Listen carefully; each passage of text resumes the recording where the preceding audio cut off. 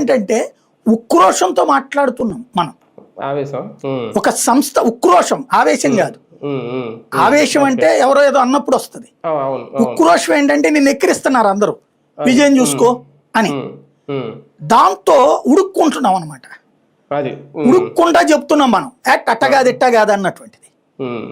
ఇక్కడ కూడా నేను వస్తానని చెప్పట్లా, ఇక్కడ కూడా మళ్ళీ చంద్రబాబే కావాలంటుండే. ఇక్కడ ఇంకోటి రంగా గురించి ఓ మాట అన్నారు. రంగా దగ్గరికి కావాలంటే జగన్ వాళ్ళు వచ్చి కూర్చొని ఉండొచ్చు కదా అని చెప్పేసి. మరి నువ్వు వచ్చి ఎందుకు కూర్చోవాలి ఆ రోజున?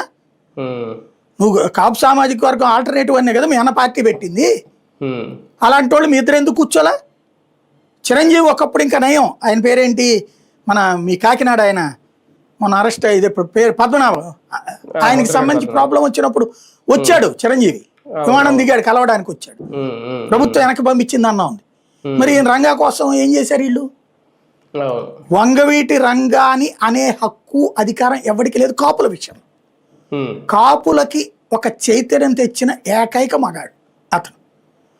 ఇవాల్టికి కూడా రాధాకి పదవులు ఇచ్చుండకపోవచ్చు గాక బికాజ్ ఆఫ్ పవన్ కళ్యాణ్.